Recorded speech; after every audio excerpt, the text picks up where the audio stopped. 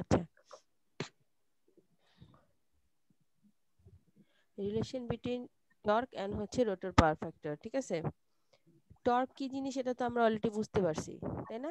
টর্কটা কি হচ্ছে যে যখন রোটরটার রোটর যখন ঘোরা শুরু করতেছে, এই ঘোরা শুরু করতেছে কার কারণে? টর্কের কারণে রোটরটা ঘুরতেছে। হুম। তো এই টর্ক এবং পাওয়ার ফ্যাক্টর তো আমরা জানি যে ভোল্টেজ এবং কারেন্টের অ্যাঙ্গেলের যে কস থিটা সেটাকে বলা হয় হচ্ছে পাওয়ার ফ্যাক্টর। তো পারফেক্ট। টর্ক এবং পাওয়ার ফ্যাক্টরের মধ্যে রিলেশনটা কি, এটা খুব ইম্পর্টেন্ট। ঠিক আছে, এটা খুবই ইম্পর্টেন্ট একটা জিনিস, যে এই ইকুয়েশনগুলো একটু আমাদেরকে মনে রাখতে হবে। দেখো, যখন মেইনলি হচ্ছে টর্ক, এই যে torque is proportional to flux, rotor current and rotor power factor, এই যে ইকুয়েশনটা, এই ইকুয়েশনটা আমাদেরকে সবসময় মনে রাখতে হবে। কি? Torque is proportional to flux, rotor current and rotor power factor. ঠিক আছে, সো এখন যদি আমরা এই প্রপোর্শনাল চিহ্নটা উঠাই দেই, তাহলে এটার বদলে এখানে আসছে হচ্ছে একটা কে। দেখো, I2 হচ্ছে rotor current at stand still. Standstill মানে কি? স্থির অবস্থায় যেটা আছে সেটা। তারপরে φ2 হচ্ছে angle between EMF and rotor current, এবং কে হচ্ছে কনস্ট্যান্ট। সো জি ম্যাম। এখন আবার এই যে ফ্লাক্স, এই ফ্লাক্সটা হচ্ছে ডিপেন্ড করে ইএমএফ এর উপর। ইএমএফ মানে কি? ইএমএফ মানে হচ্ছে ওই যে যে ইলেকট্রোমোটিভ ফোর্সটা তৈরি হচ্ছে সেটার উপর ডিপেন্ড করতেছে হচ্ছে ফ্লাক্সটা। তার মানে ইএমএফ এবং ফ্লাক্স দুইজন একজন আরেকজনের উপর ডিপেন্ডেন্ট। এই জন্য ইএমএফ এবং ফ্লাক্স এই দুইটা হচ্ছে একজন আরেকজনের প্রপোর্শনাল। ই2 মানে হচ্ছে রোটরের ইএমএফ। দুজন কি সমানুপাতিক? হ্যাঁ, সমানুপাতিক। এই ফ্লাক্সের কারণে ইএমএফ হয় বা ইএমএফ এর কারণে ফ্লাক্স হয়। সো এই দুইজন হচ্ছে একজন আরেকজনের সমানুপাতিক। তাহলে এই ইকুয়েশনটাতে আমি যদি ফ্লাক্সের বদলে কি লিখতে পারি? এই ইকুয়েশনটাতে ফ্লাক্সের বদলে আমরা লিখতে পারি হচ্ছে ইএমএফ। এর জন্য দেখো, এই যে ফ্লাক্স, এই যে ফ্লাক্স ছিল, এই ফ্লাক্সের বদলে লিখছে হচ্ছে ই2। ঠিক আছে, তাহলে ইকুয়েশনটা আমরা ফ্লাক্সে দিয়েও লিখতে পারি, আবার ইএমএফ দিয়েও লিখতে পারি। ঠিক আছে, তাহলে আমার টর্কের সাথে রিলেশনটা কি? টর্কের সাথে রিলেশনটা হচ্ছে torque is proportional to flux, rotor current এবং রোটর পাওয়ার ফ্যাক্টর। এটা হচ্ছে ইন টার্মস অফ ফ্লাক্স। আর ইন টার্মস অফ যদি ইএমএফ বলি, তাহলে torque is proportional to EMF, rotor current and rotor power factor. এটা মনে রাখতে হবে, কারণ এটা সামনে আরো অনেক জায়গায় অঙ্ক করার সময় বা আরো কিছু ইকুয়েশন ডিরাইভেশনের সময় আমাদের লাগবে। ঠিক আছে, জি ম্যাম। আচ্ছা, এটাকে আমরা স্ট্যান্ড স্টিল বলতেছি কেন? স্ট্যান্ড স্টিল বলতেছি কারণ এখানে কিন্তু কোথাও স্লিপ নাই, কোথাও এস আছে, কোথাও এস নাই। তার মানে এই সব জায়গায় এস এর মান হচ্ছে 1, এস এর মান হচ্ছে 1। এস এর মান যদি 1 হয়, তাহলে সেটাকে বলা হয় হচ্ছে স্ট্যান্ড স্টিল পজিশন। সো এখানে আছে এস, সব জায়গায় আছে, কিন্তু সব জায়গাতেই এস এর মান হচ্ছে 1। এজন্য এটা এখানে কোথাও লেখা হয়নি। এস এর মান 1 হওয়ার কারণে এই পজিশনটাকে বলা হচ্ছে স্ট্যান্ড স্টিল পজিশন। জি ম্যাম। এরপরে দেখো, রোটর টর্ক, এটাই সেম যেটা আমরা রোটর পড়লাম, কারেন্টের সাথে রোটরের পাওয়ার ফ্যাক্টর। সরি, ম্যাম আপনার মানে এটা কথাটা ক্লিয়ারলি আসতেছে না, একবার কমে আসতেছে, একবার বেড়ে যাচ্ছে। আচ্ছা, এখন শোনা যাচ্ছে? জি ম্যাম। জি আচ্ছা, ম্যাম, খুব ভালোভাবে শোনা যাচ্ছে। এই যে আমরা যে এই যে এখানে রিলেশন বিটুইন টর্ক এবং রোটর পাওয়ার ফ্যাক্টর যেটা বললাম, সেটাই হচ্ছে রোটর টর্ক। এই যে torque is proportional to K E two I2 cos φ2। I2 হচ্ছে rotor current at standstill, E two হচ্ছে rotor EMF at standstill, এবং cos φ2 হচ্ছে rotor power factor at standstill. ঠিক আছে, জি এখন ম্যাম। আমরা একটা টপিকে আসি, সেটা হচ্ছে স্টার্টিং টর্ক। এটা হচ্ছে স্টার্টিং টর্ক। এখানে দুই ধরনের টর্ক আছে, একটা হচ্ছে স্টার্টিং টর্ক, একটা হচ্ছে রানিং টর্ক।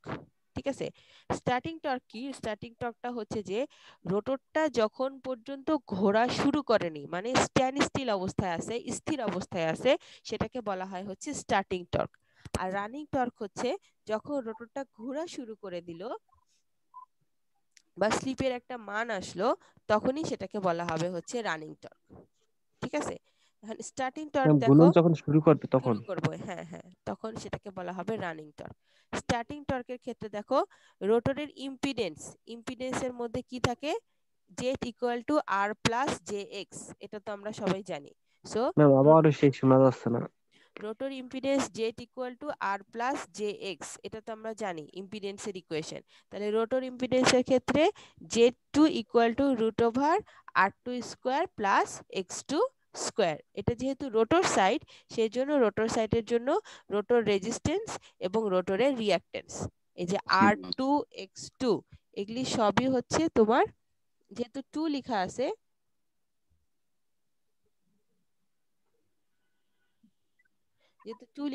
সেহেতু এইটা বোঝা যাচ্ছে হচ্ছে রোটর সাইড। ঠিক আছে, এগুলো আমরা টু দিয়ে বুঝতেছি হচ্ছে সব রোটর সাইড। তাহলে এটা গেল হচ্ছে রোটরের ইম্পিডেন্স। আর রোটরের কারেন্টটা কি? রোটরের কারেন্ট আই ইকুয়াল টু হচ্ছে ভি বাই আর, আমরা জানি। So I two equal to হচ্ছে E two by Z two. এখানে নিচে জেড টুর মানটা এখানে বসাই দিছে। তাহলে রোটর ইম্পিডেন্স গেল, রোটর কারেন্ট গেল। এখন হচ্ছে রোটরের power factor. Rotor power factor cos phi 2 equal to হচ্ছে r2 বাই z2। এই যে এখানে z2 এর মান বসাই দিছে। এখন এইটা স্টার্টিং টর্কের ইকুয়েশন অলরেডি আমরা এখান থেকে দেখে আসছি। Torque equal to k e2 i2 cos phi 2। এখানে e2, এখানে i2 এর মানটা বসাই দিছে, cos phi 2 এর মানটা বসাই দিছি। দেওয়ার পরে ইকুয়েশনটাকে সিম্পলিফাই করার পরে এই ইকুয়েশনটা আসছে, k e2 square r2 divided by হচ্ছে r2 square plus x2 square. ঠিক আছে, এখন নিচে একটা কথা লেখা আছে দেখো, generally the stator supply voltage is constant. আমি স্টেটরে যে সাপ্লাই দিচ্ছি সেটা হচ্ছে কনস্ট্যান্ট।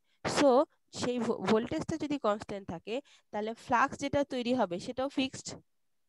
ভোল্টেজ যদি চেঞ্জ না হয় তাহলে তো ফ্লাক্সও চেঞ্জ হবে না, ভোল্টেজ চেঞ্জ হলে ফ্লাক্সও চেঞ্জ হবে। সেটা যদি হয়, তাহলে ফ্লাক্স যদি ফিক্স থাকে তাহলে ইএমএফ ও ফিক্স থাকবে, তাই না? তার মানে কি, এই যে ই টু টার্মটা যেটা, এই ই2 টার্মটাকে আমরা কনস্ট্যান্ট ধরে নিতে পারি যেহেতু ফিক্সড। জি ম্যাম। তাই না? তাহলে ই2টাও যদি কনস্ট্যান্ট হয়ে যায়, তাহলে বাকি কে এবং ই2 এই দুইটাই হচ্ছে কনস্ট্যান্ট। তাহলে বাকি থাকে কে, আর2, আর নিচে হচ্ছে আর2 স্কয়ার প্লাস x2 স্কয়ার, তাই না? এই জন্য দেখো এই যে এই ওই দুইটা কনস্ট্যান্ট মিলে এখানে একটা নতুন নাম দিছে k1। বুঝে গেছে? এই যে এখানে k আর e2 স্কয়ার, এই দুইটা কনস্ট্যান্ট মিলে একটা নতুন নাম দিছে হচ্ছে k1 R r2 divided by এই যে নিচে এইটার বদলে লিখছে হচ্ছে z2 স্কয়ার। ম্যাম k1 দ্বারা কি বুঝিয়েছে ম্যাম? এই যে নতুন কনস্ট্যান্ট k আর e2 স্কয়ার, এই দুইটা মিলে একটা নতুন কনস্ট্যান্ট যেটা তৈরি হয়েছে সেটারই নাম দিছে k1। জি ম্যাম, থ্যাংক ইউ। ঠিক আছে, আর এই যে এখানে যে কেটা, এই যে কে, এই ইকুয়েশনের যে কে মানে নতুন কনস্ট্যান্টের আগে যে কেটা ছিল, হ্যাঁ, ইটু ইটু ইটু সহ যে কেটা ছিল, এই কে এর একটা মান আছে। কে এর মানটা হচ্ছে 3/2 পাই এন এস। এটা তোমাদেরকে মনে রাখতে হবে। কিভাবে আসলো এটা আপাতত এখন জানার দরকার নেই, শুধু জানো এই যে কে, এই যে এখানে, এই যে এখানকার যে কেটা ছিল, এই কে এর মান হচ্ছে 3/2 পাই এন এস। তাহলে এই ইকুয়েশনে কি আমরা বসে দিতে পারি না কে এর মানটা? 3/2 পাই এন এস, আর বাকি যেটা e2 square r2 divided by r2 square plus x2 square, এটা থেকে যাবে এই যে 3/2 পাই এন এস, আর এই যে e2 square r2 divided by r2 square plus x2 square এখানে থেকে গেল। ঠিক আছে, এটা কিসের ইকুয়েশন? তাহলে এই যে ইকুয়েশনটা আমরা লাস্টে পাচ্ছি, এই ইকুয়েশনটা হচ্ছে তোমার স্টার্টিং টর্কের ইকুয়েশন। কেন স্টার্টিং টর্ক? যেহেতু এখানে তোমার কোন সব জায়গায় স্লিপ আছে, কিন্তু সব জায়গায় স্লিপ হচ্ছে স্ট্যান্ড স্টিল পজিশনে আছে, মানে স্লিপের মান হচ্ছে 1। ঠিক আছে? জি স্যার। জি ম্যাম। ঠিক আছে, এটা গেল হচ্ছে আমার স্টার্টিং টর্কের ইকুয়েশন। এখন আমরা দেখব হচ্ছে এই যে স্টার্টিং টর্ক, এই স্টার্টিং টর্কটা কখন ম্যাক্সিমাম অবস্থায় আসে, স্টার্টিং টর্কটা কখন ম্যাক্সিমাম হয়। হ্যাঁ, এটার জন্য আমরা এই যে ইকুয়েশনটা ছিল, ওই যে k1 দিয়ে যে ইকুয়েশনটা ছিল, সেই ইকুয়েশনটাকে আমরা ইউজ করব, যেটা 3/2 পাই ns। এটা হচ্ছে ইউনিভার্সাল ইকুয়েশন, এটা হচ্ছে একটা স্ট্যান্ডার্ড ইকুয়েশন স্টার্টিং টর্কের জন্য। আর আমরা এখন মানে ইয়ে বের করার জন্য, কোনো কিছুর ম্যাক্সিমাম অথবা মিনিমাম কন্ডিশন বের করার জন্য আমরা কি করি, যেই জিনিসটার ম্যাক্সিমাম অথবা মিনিমাম বের করব সেই জিনিসটাকে ডিরাইভেশন করে জিরো ধরতে হয়। এটা তোমরা ডিফারেন্সিয়াল ইন্টিগ্রাল ক্যালকুলাসে এই জিনিসটা পড়ছো, ঠিক আছে? সো এটা আমরা অলরেডি পড়ে আসছি স্টার্টিং টর্কের ইকুয়েশন। আমরা কোনো একটা, তোমরা ডিফারেন্সিয়েশন ইন্টিগ্রেশনে পড়ছো যে যখন ডিফারেন্সিয়েট করি বা করি তখন দেখা যায় যে আমরা অনেক কনস্ট্যান্ট ধরে নেই, মানে যত ভেরিয়েবলটাকে কমায় আনা যায় তত বেশি সুবিধা হয়। সো এই জন্য আমরা এই ইকুয়েশনটা ইউজ করছি যেখানে আমার ভেরিয়েবল একটা কম আছে, ই2 এখানে একটা কম আছে, তাই না? জি ম্যাম। সো এই ইকুয়েশনটা ইউজ করে আমরা এখন condition for maximum starting torque বের করব। এটা করার জন্য আমরা কি করব, এই যে স্টার্টিং টর্কের ইকুয়েশনটা, এই ইকুয়েশনটাকে r2 রেসপেক্টে ডিফারেন্সিয়েট করে তারপরে জিরো ধরব। সো এই যে ds বাই dr2 এটাকে করে এই যে ইকুয়েশনটা ছিল এই ইকুয়েশনটাকে ডিফারেন্সিয়েট করছে। এখন কিভাবে ডিফারেন্সিয়েট করছে এটা কিন্তু তোমরা অলরেডি পড়ছো, সো এখানে আমি ফুল ডিরাইভেশনটা এখানে দিব না। তোমরা এই ডিরাইভেশনটা নিজেরা করবা খাতায়, ঠিক আছে? জি ম্যাম। ডিরাইভেশনটা নিজেরা করবা এখানে। এটা এটা তোমরা ওই যে লিখে রাখো, খাতায় লিখে রাখো, এটা অ্যাসাইনমেন্টে অ্যাড করবা। Derivation for maximum starting torque and maximum running torque, এটা আমি অ্যাড করে দিব এখন, do yourself. Ma'am condition for ওইটা হ্যাঁ, এই যে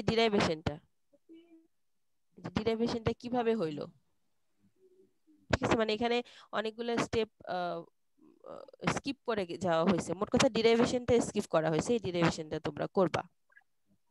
আচ্ছা, তো এইটাকে ডিরাইভেশন করে এটাকে আমরা জিরো ধরলাম। হ্যাঁ, তো পুরোটা জিরো ধরার পরে দেখা গেল যে ইকুয়েশনটা সিম্পলিফাই করার পরে আসলো হচ্ছে r2 ইকুয়াল টু x2। এই জন্যই আমি বলতেছি যে তোমরা এই ডিরাইভেশনটা করবা।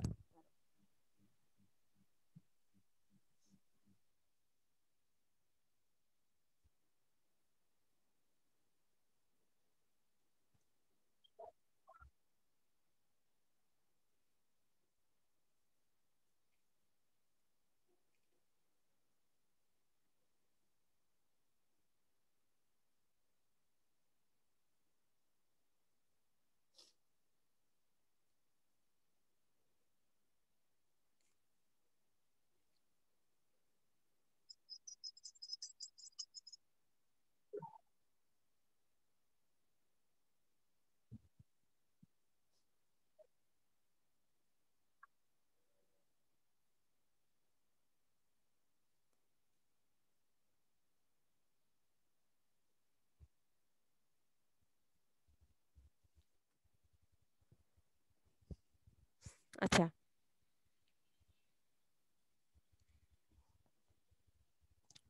ঠিক আছে? এই যে ডিরাইভেশনটা, এই ডিরাইভেশনটা যখন তোমরা করবা, করার পরে দেখবে আসবে হচ্ছে r2 equal to x2।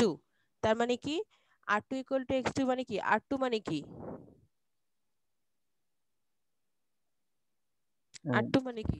রোটরের ma'am resistance রোটরের রেজিস্ট্যান্স রেজিস্ট্যান্স, x2 জি ম্যাম। x2 x2 ম্যাম রোটরের ম্যাম রিঅ্যাকট্যান্স। রিঅ্যাকট্যান্স।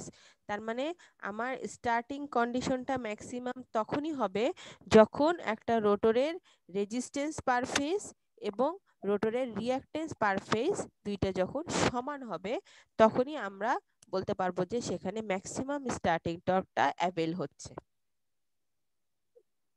ঠিক আছে? এবং ম্যাক্সিমাম স্টার্টিং টর্কের ক্ষেত্রে পাওয়ার ফ্যাক্টরের মান হবে হচ্ছে 0.707 ল্যাগিং, ঠিক আছে? এবং টর্ক এবং ফাই এর মান হবে হচ্ছে মানে অ্যাঙ্গেলটা হবে হচ্ছে 45 ডিগ্রি। তাহলে তোমাকে যদি বলে যে ম্যাক্সিমাম স্টার্টিং টর্কের কন্ডিশনটা কি, ম্যাক্সিমাম স্টার্টিং টর্কের কন্ডিশন হচ্ছে যে রোটরের রেজিস্ট্যান্স এবং রোটরের রিঅ্যাকট্যান্স সমান হতে হবে, দুইটাকে সমান হতে হবে। রোটরের রেজিস্ট্যান্স পার ফেজ এবং stand still rotor reactance. Stand still কথাটার মানে কি? কারণ এই যে রিঅ্যাকট্যান্সের সাথে একটা এস আছে, যেই জিনিসটা ভেরিয়েবল বা যেই জিনিসটা চেঞ্জ হবে সেই জিনিসটার সাথে হচ্ছে এস আসবে। সো এখানে স্ট্যান্ড স্টিল যেহেতু বলা আছে, এখানে রেজিস্ট্যান্স তো ফিক্স থাকে, ঠিক আছে? কোন একটা সার্কিটের রেজিস্ট্যান্সটা ফিক্স, কিন্তু রিঅ্যাকট্যান্সটা কিন্তু চেঞ্জ হবে, ঠিক আছে? সেই জন্য এটার সাথে আসতেছে হচ্ছে স্ট্যান্ড স্টিল কথাটা।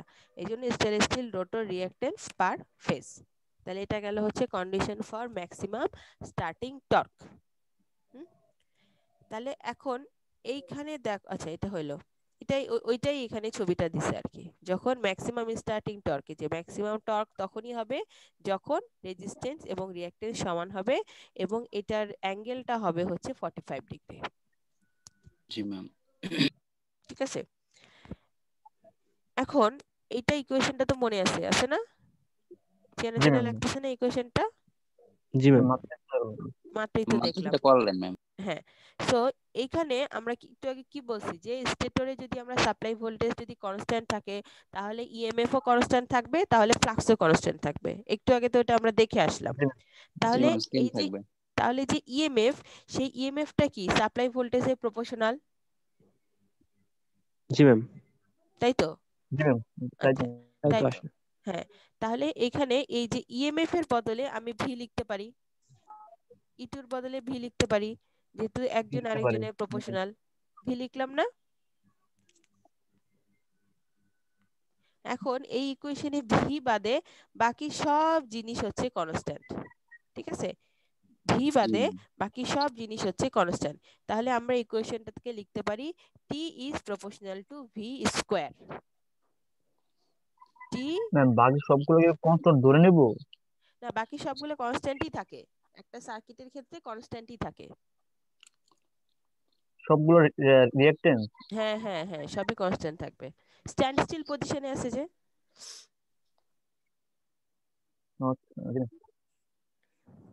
সার্কিটের ক্ষেত্রে রিঅ্যাকট্যান্সও কনস্ট্যান্ট থাকে, মানে কিন্তু ওটা আমরা যখন ডিরাইভেশন করি কোনো কিছু ডিরাইভেশনটা তো একটা নির্দিষ্ট সার্কিটের জন্য করা হয় না, এটা ইউনিভার্স সবগুলো সার্কিটের ক্ষেত্রেই যাতে অ্যাপ্লাই করা যায় এরকম এরকম করেই ডিরাইভেশনটা করা হয়। ঠিক আছে, এই জন্যই এটা এখানে এই এই সার্কিট এই এই যে স্টার্টিং টর্কের জন্য এগুলা হচ্ছে সব কনস্ট্যান্ট। তাহলে torque is proportional, starting torque is proportional to হচ্ছে ভি স্কয়ার। তাহলে আমরা কি দেখতে পাচ্ছি যে আমরা সাপ্লাই ভোল্টেজ যেটা দিব তার দ্বিগুণ পরিমাণ স্টার্টিং টর্ক চেঞ্জ হবে, তাই না? যেহেতু ভোল্টেজের square, so supply torque is proportional to the square of the supply voltage. So আমরা যখন সাপ্লাই ভোল্টেজটা দিব সেটা খুব সাবধানে আমাদেরকে দিতে হবে, কারণ এখানে টর্কটা আমার দেখা যাবে যে দ্বিগুণ পরিমাণে চেঞ্জ হয়ে যাচ্ছে। ঠিক আছে, জি ম্যাম। তাহলে সাপ্লাই ভোল্টেজের সাথে তোমার টর্কের কি সম্পর্ক? সাপ্লাই ভোল্টেজের সাথে টর্কের সম্পর্ক হচ্ছে T square V square. Torque, starting torque is proportional to হচ্ছে ভি স্কয়ার। আচ্ছা, এখন আমরা আসি হচ্ছে রানিং টর্ক। এতক্ষণ ছিলাম হচ্ছে স্টার্টিং, এখন আসতেছি হচ্ছে রানিং। স্টার্টিং এবং রানিং দুইটা মোটামুটি এক, শুধুমাত্র ওখানে এস ছিল না, ছিল কিন্তু এস এর মান ছিল 1, আর এখানে আলাদাভাবে এস আসবে। কার কার সাথে এস আসবে দেখো, এই যে ই মানে ইএমএফ এর সাথে একটা এস আসবে। ই আর হচ্ছে রানিং কন্ডিশনকে প্রকাশ করছে হচ্ছে ই আর দিয়ে, তাহলে E R equal to S E two. এই F R equal to S F two, এটা কিন্তু আমরা গত ক্লাসে পড়ে আসছিলাম, rotor current frequency F R equal to S F two. ঠিক আছে, তার আরেকটা হচ্ছে X R equal to S X two. এই তিনটা টার্মের সাথে আমার আসছে হচ্ছে এস, কিন্তু রেজিস্ট্যান্সের সাথে কিন্তু কোনো এস আসবে না। ঠিক আছে, তাহলে দেখো আমরা এই যে একটু আগে পড়ছি না, torque is proportional two rotor EMF, rotor current এবং রোটরের পাওয়ার ফ্যাক্টর। এখন এটা যেহেতু রানিং কন্ডিশন, এই জন্য এটাকে আমরা বলছি torque is proportional to E R I R and cos phi two. আর ওইটা ছিল E2 I2 cos phi 2, যেহেতু এটা স্ট্যান্ড স্টিল পজিশনে ছিল, সো ওটা সরাসরি রোটরের যে ইএমএফ এবং রোটর কারেন্ট সেটাই আমরা লিখতে পারছিলাম। কিন্তু এটা যেহেতু রানিং কন্ডিশন, সো সরাসরি আমরা রোটর ইএমএফ বা রোটর কারেন্টটা লিখতে পারবো না, কারণ এটার সাথে একটা করে এস আসবে। ঠিক আছে, এই জন্য দেখো E R equal to S E two, হ্যাঁ, আই আর ইকুয়াল টু ওখানে কি ছিল, I2 equal to E2 by Z2 ছিল না, আর এখানে আই আর ইকুয়াল টু হচ্ছে ই আর বাই জেড আর। মোট কথা ওখানে যা যা টু ছিল এগুলো সব সব হয়ে মানে যাবে হচ্ছে আর। আর ওকে। হ্যাঁ, এবং ওগুলার সাথে একটা করে ইটুর যেগুলা ছিল সেগুলোর সাথে একটা করে এস চলে আসবে। ঠিক কেন আছে, এই ম্যাম? যে দেখো, এই যে যেহেতু রানিং কন্ডিশন, ও ওখানে ওখানে ইটুটা একাই ছিল, এখানে ইটুর সাথে একটা এস গুণ হয়ে যাবে, যার কারণে আমি একটা নতুন নাম দিছি আর, ই আর। বা এখানে ধরো যে ওখানে যেহেতু আই2 ছিল, আই2 সাথে এখানে যেহেতু নতুন একটা টার্ম চলে আসতেছে, এই জন্য এটা নতুন নাম দিচ্ছি হচ্ছে আই আর। তাহলে আই আর ইকুয়াল টু কি, ই আর বাই জেড আর। এটা তাহলে ই আর এর বদলে লিখছি এস ই2, আর জেড এর বদলে লিখছি হচ্ছে √r2 square plus S x2 square. কারণ r2 সাথে কোনো এস আসবে না, শুধুমাত্র এক্স এর সাথে। ওখানে কি ছিল, r2 square plus x2 square ছিল ওখানে, কিন্তু এখানে হচ্ছে r2 square plus S x2 whole square. যেহেতু এখানে এটা একটা নতুন টার্ম আসবে হচ্ছে এক্স আর এর বদলে আমরা লিখছি হচ্ছে এস x2। তারপরে এখানে cos phi2 এর বদলে ওখানে কি ছিল, r2/z2 ছিল না? জি ম্যাম। এই যে cos phi2 এর বদলে ছিল হচ্ছে r2/z2। তাহলে এটা এখন কি হবে বলো দেখি রানিং কন্ডিশনের ক্ষেত্রে? Ma'am R2 by hmm, r2/, ma'am হবে তোমার ম্যাম আরো না কেউ বুঝে একটু যাচ্ছে না। কেউ এস একটু আর টু ম্যাম।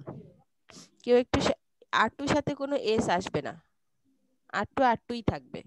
R2 থাকবে ম্যাম, প্লাস ম্যাম ওইটা থাকবে আর কি ম্যাম, এক্স না না, S r2 cos phi2 equal to r2 divided by কি হবে, z2ই থাকবে। না জেড তো থাকবে না, জেড তো এখানে আপনার আর ভ্যালু আর আপনার রিঅ্যাক্টেন্স ভ্যালু হ্যাঁ হ্যাঁ বসাতে পারি। হবে, তাহলে r2 বাই এটাকে লিখবো হচ্ছে জেড আর, যেহেতু রানিং কন্ডিশন এটাকে লিখবো হচ্ছে জেড আর। তাহলে এই যে cos phi2 equal to r2 by Z R, আর জেড আর এর বদলে এই যে এটা লিখে দিছে r2 square plus S x2 whole square. তাহলে এই ইকুয়েশনটাতে এখন কি করছি, এই ইকুয়েশনটাতে ই আর আর আই আর এর মানটা এখানে বসাই দেওয়ার ফলে এই সিম্পলিফাই করলে এই ইকুয়েশনটা আসবে। এটা তোমরা নিজেরা সিম্পলিফাই করবা, তাহলে এই ইকুয়েশনটা চলে আসবে। ঠিক আছে, এরপরে এখানে যেহেতু কে এবং ফাই এই দুইটা কনস্ট্যান্ট, এবং ফাই এর বদলে আমরা লিখতে পারি হচ্ছে ই2, যেহেতু ফ্লাক্স এবং ইএমএফ দুইটা হচ্ছে প্রপোর্শনাল, সেহেতু এই যে ফ্লাক্স ফাই এর বদলে লিখতে পারি ই2। তাহলে এটা যদি জি ই2 ম্যাম। হয়, তাহলে এখানে একটা ই2 এখানে একটা ই2, দুইটা ই2 মিলে হয়ে যাবে ই2 স্কয়ার। এই জন্য এস ই2 square r2 divided by r2 square plus S x2 square. এখানেও সেম, এই যে কে এর মান যেটা, এই যে k1 এর মান যেটা, ঠিক আছে, এটার মান হচ্ছে 3/2π/ns, এই যে 3/2π/ns, আর বাকি যেটা ছিল সেটা এখানে থেকে গেছে। ঠিক আছে, এটা হচ্ছে আমার রানিং কন্ডিশনের জন্য ইকুয়েশন। রানিং কন্ডিশনের ইকুয়েশনটাতে খেয়াল করো, যেটা তোমার ইয়ের কন্ডিশন ছিল, স্টার্টিং টর্কের কন্ডিশন ছিল, সেখানে কিন্তু দেখো কোথাও এস ছিল না, এটা হচ্ছে স্টার্টিং টর্কের ইকুয়েশন, এখানে কিন্তু কোথাও এস নাই। জি ম্যাম। তো রানিং এর ক্ষেত্রে এস আসবে, কোথায় কোথায় এস আসবে এটা দেখে বলো দেখি, মাথায় আসে নাকি? কোথায় কোথায় কার কার সাথে এস আসবে এই কন্ডিশনটাতেই? বলো যে কোথায় কোথায় এস আসবে, তাহলেই সেটা রানিং হয়ে যাবে।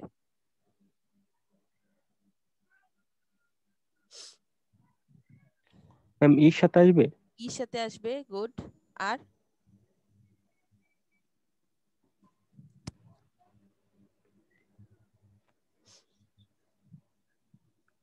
আর ম্যাম এক্স এর সাথে কি আসবে নাকি? এক্স এর সাথে আসবে, হ্যাঁ ই এর সাথে আসবে আর এক্স এর সাথে আসবে, আর টুর সাথে আসবে না।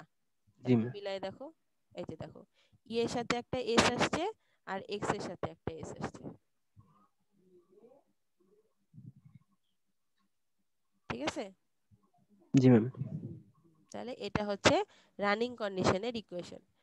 ঠিক সেম ভাবে আমরা যেরকম ম্যাক্সিমাম স্টার্টিং টর্কটা বের করছিলাম, এখন আমাকে কি করতে হবে, ম্যাক্সিমাম রানিং টর্কটাও বের করতে হবে। সো ম্যাক্সিমাম রানিং টর্কের ইকুয়েশনটা কিরকম হবে সেটা দেখার আগে দেখো তো এটা কি ছিল, ম্যাক্সিমাম স্টার্টিং টর্কের ইকুয়েশন ছিল না? জি ম্যাম।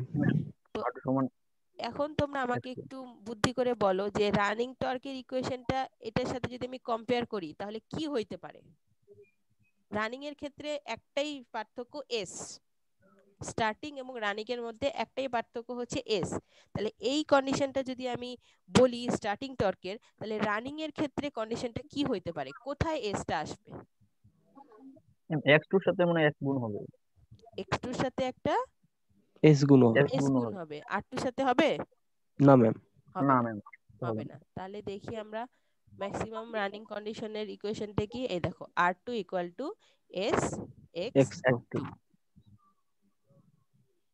ঠিক আছে? এটাও সেম, এটাও তো হচ্ছে ওই আগেরটার মতোই ডিরাইভেশন, ঠিক আছে? আগে যেরকম ডিরাইভেশন করছিলাম এইটাও হচ্ছে সেম, আগেরটার মতোই ডিরাইভেশন করে এটাকে জিরো সেম ধরছি। এখন ডিরাইভেশন করার কাজ হচ্ছে তোমাদের। এই যে আমার যে কন্ডিশনটা আসছিল, এই যে এই যে এই কন্ডিশনটা, এই কন্ডিশনটাকে মানে কন্ডিশন কি k1 দিয়ে, এই যে স্টার্টিং টর্কের রানিং টর্কের যে ইকুয়েশনটা আসছে এই k1 দিয়ে এটাকে এখানেই জাস্ট হচ্ছে এই যে ডিরাইভেশন করছি, আচ্ছা করবো না। ঠিক আছে? তাহলে স্টার্টিং টর্ক এবং রানিং টর্কের ম্যাক্সিমাম কন্ডিশনের মধ্যে পার্থক্যটা কোথায়? এস। এস। স্টার্টিং টর্কের ক্ষেত্রে ম্যাক্সিমাম কন্ডিশনের ইকুয়েশনটা কি? স্টার্টিং R2 সমান X2, x2, আর রানিং এর ক্ষেত্রে আর রানিং এর ম্যাম R2 সমান X into x2। X2। x2, good. Starting কন্ডিশনে কি আমার এস নাই? ম্যাম আছে, ওটার মান 1। 1, গুড। কারণ ওইটা কি পজিশন বলি আমরা ওটাকে, যখন এস এর মান 1 হয়? Stand stand still. Stand very good. আচ্ছা, এই যে আমরা এস এস এস এস করতেছি, এসটা আসলে কি? ম্যাম ওই যে স্লিপ। স্লিপার মনে হয়। জি ম্যাম, গুড। স্লিপ। স্লিপটা কাকে বলে? স্লিপটা কখন তৈরি হয়? সেটা ম্যাম মনে পড়ছে না ম্যাম। স্লিপটা হচ্ছে তোমার যখন রোটরের স্পিড এবং স্টেটরের স্পিডের মধ্যে যে পার্থক্যটা, সেটাই হচ্ছে স্লিপ। আচ্ছা জি ম্যাম, কারণ তোমরা গত ক্লাসের পড়া কি পড়োনি নাকি, পরীক্ষা ছিল? জি ম্যাম আমি পড়তে পারি না ম্যাম, ওকে পড়া ছিল ম্যাম।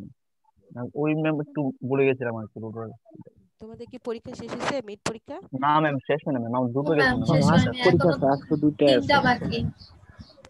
কবে শেষ হবে? 13 তারিখ। 13 তারিখ ম্যাম। আচ্ছা। না, আজকে পরীক্ষা আছে 2টা থেকে। ও আচ্ছা, 2টা থেকে, আচ্ছা শেষ করে দিব আমরা, বেশিক্ষণ লাগবে না, ঠিক আছে? তাহলে এটা হচ্ছে রানিং কন্ডিশনের ইকুয়েশন, ডেরিভেশনটা তোমরা করবা। এখন এটা একটু মনোযোগ দিয়ে দেখো, relation between torque and slip, torque এবং স্লিপের মধ্যে পার্থক্য কি। আগে আমরা গ্রাফটা একটু দেখি। গ্রাফটাতে দেখো যে এক্স এক্স এখানে কিন্তু এটা উল্টা দিকে করা আছে, দেখো স্লিপের ডিরেকশনটাকে এটা মানে উল্টা দিকে মানটা বসেছে গ্রাফটা সুবিধাজনকভাবে বোঝানোর জন্য। দেখো 0, 0.2, 0.4 এদিকে বাড়ছে, হ্যাঁ স্লিপ, আর ওয়াই অ্যাক্সিসে আছে হচ্ছে টর্ক। লেফটে বাড়াইছে, হ্যাঁ বাম সাইডে বাড়াইছে। বাম সাইডে বাড়াইছে, হ্যাঁ, আর ওয়াই অ্যাক্সিসে হচ্ছে টর্ক। এখন দেখো যে আমার দেখো যত বেশি স্লিপ বাড়তেছে টর্ক বাড়তেছে না, স্লিপ জি ম্যাম। বাড়তেছে টর্ক বাড়তেছে, স্লিপ বাড়তেছে টর্ক বাড়তেছে, বাড়তে বাড়তে একটা সময় যে এটা এটা এটা 3টা রেজিস্ট্যান্সের জন্য বুঝাইছে, ঠিক আছে? একটা আর, একটা 4R, একটা 6R, 3টা রেজিস্ট্যান্স।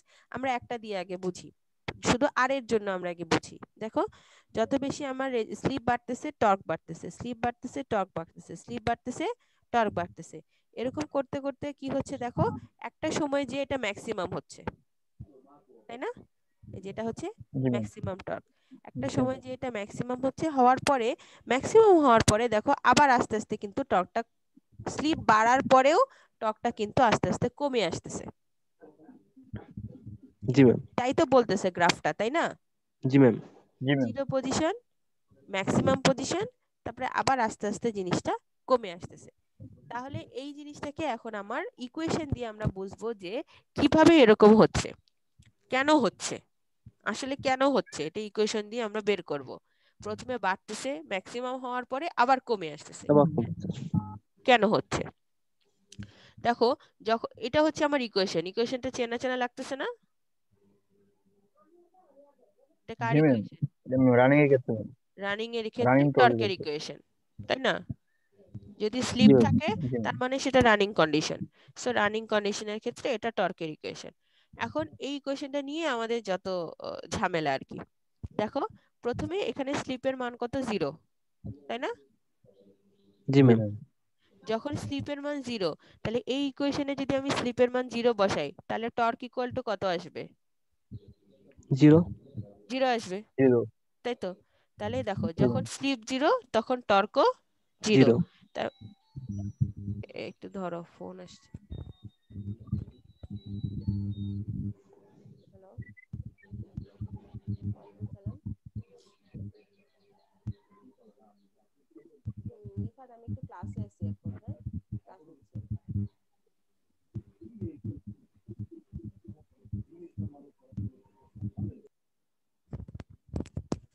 হ্যাঁ দেখো কি হচ্ছে, দেখো তাহলে যখন 0 পজিশন ছিল, শোনা যাচ্ছে? জি ম্যাম, শোনা যাচ্ছে ম্যাম। এই যে তাহলে এই যে 0 পজিশনে কি স্লিপও 0 টর্কও 0 হলো। তাহলে এই যে দেখো যখন স্লিপ 0 তখন টর্ক 0। এরপরে আমি যখন আস্তে আস্তে স্লিপের মানটা বাড়াবো, মানে একটা নর্মাল স্পিড থাকবে, মানে এটা ধরো যে সিঙ্ক্রোনাস স্পিড যেটা, ঠিক আছে, সিঙ্ক্রোনাস স্পিড পর্যন্ত যতক্ষণ না পৌঁছায়, সিঙ্ক্রোনাস স্পিড কোনটা? স্টেটরের স্পিড যেটা, সেটাকে বলা হয় হচ্ছে সিঙ্ক্রোনাস স্পিড। তো যতক্ষণ পর্যন্ত সিঙ্ক্রোনাস স্পিডে না পৌঁছায় ওইটাকে আমরা বলতেছি হচ্ছে নর্মাল স্পিড। হ্যাঁ, যতক্ষণ পর্যন্ত সিঙ্ক্রোনাস স্পিডে পৌঁছাচ্ছে না ততক্ষণ পর্যন্ত এই যে এক্স2 এর মানটা অনেক কম থাকবে। হুম, তার মানে এই যে x2 জিনিসটা, এই জিনিসটাকে আমরা নেগলেক্ট করতে পারি। এই জিনিসটাকে যদি নেগলেক্ট করতে পারি তাহলে দেখো এই ইকুয়েশনের ক্ষেত্রে কে কনস্ট্যান্ট, ফাই কনস্ট্যান্ট, ই2 এখানে কনস্ট্যান্ট, শুধু ভেরিয়েবলটা কি s r2 আর নিচে হচ্ছে r2 স্কয়ার, কারণ এই জিনিসটা হচ্ছে আমার নেগলিজিবল। তাহলে আলটিমেটলি কে থাকবে? টর্ক প্রপোর্শনাল টু এস থাকবে, ভাই উপর থাকবে। নিচে r2 কাটাকাটি চলে গেলে শুধুমাত্র r2 থাকবে। r2টাকেও যদি আমরা কনস্ট্যান্ট ধরে নেই তাহলে দেখো টর্ক ইজ প্রপোর্শনাল টু হচ্ছে স্লিপ। তার মানে একটা নির্দিষ্ট সময় পর্যন্ত, কতটুকু সময় পর্যন্ত? ক্লোজ টু সিঙ্ক্রোনিজম বা ক্লোজ টু সিঙ্ক্রোনাস স্পিড, এই এই পজিশনটা পর্যন্ত বা নর্মাল স্পিড যতক্ষণ পর্যন্ত থাকবে ততক্ষণ পর্যন্ত টর্ক বাড়লে স্লিপ বাড়লে টর্কও বাড়বে, কারণ টর্ক ইজ প্রপোর্শনাল টু হচ্ছে স্লিপও বাড়বে টর্কও বাড়বে। ঠিক আছে, তো এরকম করে স্পিড স্লিপ বাড়াইতে বাড়াইতে বাড়াইতে যখন রোটর রেজিস্ট্যান্স এবং রোটর রিঅ্যাকট্যান্স দুইটার মান সমান হয়ে যাবে তখন আমরা পাবো হচ্ছে ম্যাক্সিমাম টর্ক। হ্যাঁ, তার মানে স্লিপের মান যখন r2/x2 হবে, কারণ আমরা ম্যাক্সিমাম কন্ডিশন কি জানি, r2 equal to s x2, r2 equal to s x2, তাহলে s ইকুয়াল টু কি হবে? r2/x2। তার মানে স্লিপের মান যখন রেজিস্ট্যান্স এবং রিঅ্যাকট্যান্সের অনুপাতের সমান হয়ে যাবে তখনই আমরা ম্যাক্সিমাম টর্কটা পাবো। তার মানে কন্ডিশনটা কি? s ইকুয়াল টু r2/x2, তাই না? এই যে দেখো r2 equal to s x2, তাহলে s ইকুয়াল টু কি হবে? r2/x2 হবে না? কি জি ম্যাম। জি ম্যাম, r2 x2, তার মানে যখন স্লিপের মান রেজিস্ট্যান্স এবং রিঅ্যাকট্যান্স, রোটরের রিঅ্যাকট্যান্স দুইটার অনুপাতের সমান হবে তখনই আমরা পাবো হচ্ছে ম্যাক্সিমাম টর্ক, যেটাকে বলা হয় হচ্ছে ব্রেকডাউন অথবা পুল আউট টর্ক। মনে রাখতে হবে, পুল আউট অথবা ব্রেকডাউন টর্ক। তাহলে এটা গেল হচ্ছে আমার ম্যাক্সিমাম যে টর্ক, সেই টর্কের জন্য স্লিপের ভ্যালু। এরপরে ম্যাক্সিমাম টর্ক হওয়ার পরে আবার যখন আমি স্লিপ বাড়াইতে থাকবো তখন দেখা যাবে যে এই যে এই ইকুয়েশনটাতে r2 এর মানটা তখন অনেক কমে যাবে এবং তখন x2 এর মানটা বেশি হয়ে যাবে। এই জন্য দেখো, তাহলে বাকি সব যদি আমি কনস্ট্যান্ট ধরে নেই তাহলে কে থাকবে? এখানে s থাকবে আর s x2 হোল স্কয়ার থাকবে। জি ম্যাম। তাহলে এখানে উপর নিচে যদি কাটাকাটি x2 যদি এখানে কনস্ট্যান্ট ধরি, উপর নিচে যদি কাটাকাটি করি, তাহলে torque is proportional two 1/s। তার মানে কি স্লিপ যত বাড়াবো টর্ক তত এখন কমবে, কারণ এটা হচ্ছে ইনভার্সলি প্রপোর্শনাল। এই জন্য এই ম্যাক্সিমাম টর্কের পরে যে আমরা যতই স্লিপ বাড়াই না কেন তখন আর টর্ক বাড়বে না, তখন টর্ক আস্তে আস্তে কমতে থাকবে। তাহলে আমার এখানে 4টা কন্ডিশন। একটা হচ্ছে যখন স্লিপের মান 0 তখন টর্ক 0, তারপর স্লিপ যখন হচ্ছে তোমার নর্মাল স্পিডে থাকবে বা যতক্ষণ পর্যন্ত না সিঙ্ক্রোনাস স্পিডে যাচ্ছে ততক্ষণ পর্যন্ত কি হবে, স্লিপ বাড়লে টর্ক বাড়বে, কারণ torque is proportional to sleep. এরপরে স্লিপের মান যখন রেজিস্ট্যান্স এবং রোটরের রেজিস্ট্যান্স এবং রোটর রিঅ্যাক্ট্যান্স দুইটার অনুপাতের সমান হবে, তখন আমরা পাবো হচ্ছে ম্যাক্সিমাম টর্ক, যেটাকে বলা হয় হচ্ছে পুল আউট অথবা ব্রেকডাউন টর্ক। এই ম্যাক্সিমাম টর্কের পরে যে যখন আমি আরো স্লিপের মান বাড়াবো তখন দেখা যাবে যে টর্কের মানটা আস্তে আস্তে কমতেছে, কারণ তখন torque is inversely proportional to the slip. Clear? জি ম্যাম। এটা হচ্ছে টর্ক এবং স্লিপের মধ্যে এক রিলেশন। এই রিলেশনটা কিন্তু মনে রাখতে হবে, বিশেষ করে ব্রেকডাউন টর্ক। এটা বিভিন্ন জায়গায় মানে প্রশ্নে কিন্তু এটা আসে যে ব্রেকডাউন টর্ক কি জিনিস, কোন কন্ডিশনে যে আমরা ম্যাক্সিমাম টর্ক বা ব্রেকডাউন টর্ক পাবো, বলো তো কোন কন্ডিশনে যে পাবো? ম্যাক্সিমাম টর্ক পাবো R2 সমান X2 হলে। R2 সমান না, স্লিপের মান কত হইলে আমি ম্যাক্সিমাম টর্ক পাবো? স্লিপের মান হ্যাঁ, স্লিপের মান তো 1 হলে মান পাবো। স্লিপের মান কত হইলে আমি ম্যাক্সিমাম টর্ক পাবো? এই যে S ইকুয়াল টু R2/X2, এটা হচ্ছে condition. S equal to R2/X2, মানে যখন রেজিস্ট্যান্স এবং রিঅ্যাকট্যান্সের যে অনুপাত সেটা যখন স্লিপের সমান হবে তখন ম্যাক্সিমাম টর্ক বা পুল আউট বা ব্রেকডাউন টর্ক পাবো। ঠিক আছে? আচ্ছা, এরপরে কিছু এক্সাম্পল করতে বলা আছে, এই এক্সাম্পল গুলা করবা।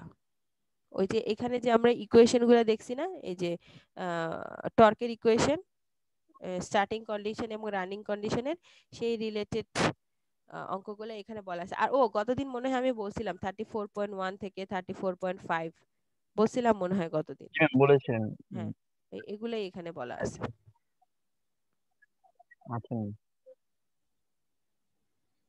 ঠিক আছে, তো তোমরা ক্লাসের পড়ালেখাগুলো কবে থেকে শুরু করবা? ম্যাম রেগুলার তো হবে ম্যাম 13 তারিখ থেকে ম্যাম।